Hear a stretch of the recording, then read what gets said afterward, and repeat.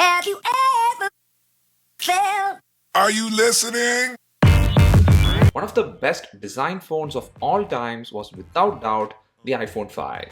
It was this flat industrial styled premium design phone, and even though it's very compact in 2022, at the time of launch, its size was kind of fine in 2012. But as time passed, phones began to grow in size and this style was fading away.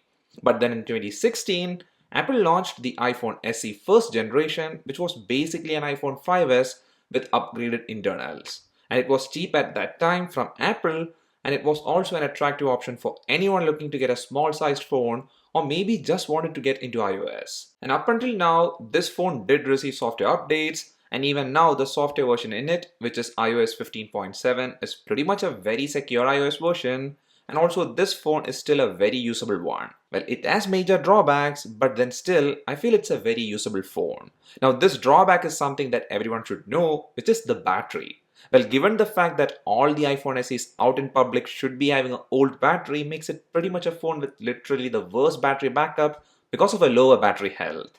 But then you have the option to change the battery, and even if you go for an original Apple battery replacement, well, even then the cost of replacement should be in the 2000 Indian rupees range. And if you do that, well, then you're having an iPhone SE first generation which can last a work day with very light usage. Now, there are other battery swapping options too, like going for a third party replacement, and they're going to be much cheaper. And hence, if you find a trusted source, well, you can still do a battery swap for a lesser money and get almost the same battery backup. But still, if you're doing it, a major thing to keep in mind is that you're still not going to get exceptional battery backup because this phone is not such a device. It's something that will last you for a work day with casual phone usage.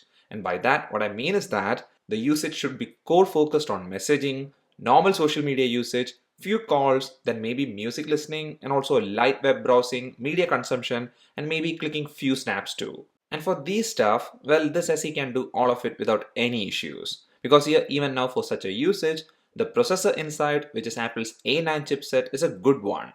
It can handle these stuff, and also casual gaming is possible without any hiccups or eating issues. But if you do a bit of intense stuff, then the phone does get very warm and the battery drain is abrupt. So you get the idea that this first generation iPhone SE or this original iPhone SE is a daily driver option only if you're a very light user. Or maybe if you're looking for just a secondary phone option for calls and stuff, well, then this phone is a good one. Or like I stated in the start of the video, this phone is still an option just to experience iOS. Well, here with this SE, you're not getting any fancy new iOS lock screen customization, but for iMessage and stuff, it works great. And also about the single camera at the back, well, this 12 megapixel shooter is fine for taking photos outdoors if there is good amount of light. Because here, these photos do retain details even though it's not punchy. But your photo capturing scenario is very restricted because for indoor shots and also shots in dull lighting conditions, well, this SE just takes very bad photos. And for videos, well, I won't recommend you do much video recording because even while recording a 1 minute clip will make the phone very warm to touch. And also about the front camera, well, it's bad. It's a 1.2 megapixel camera, and for today's standards, the photos are very dull and almost not usable. But here, the core attractive thing about this phone is this design and form factor.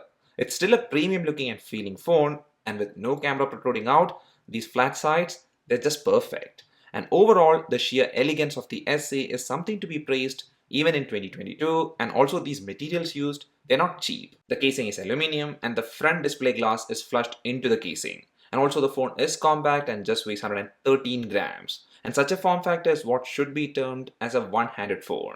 You can reach all corners of the display without any trouble because this display is just 4 inches. It's a IPS LCD panel and the resolution is just 1136 by 640, which gives a pixel density of 326 ppi.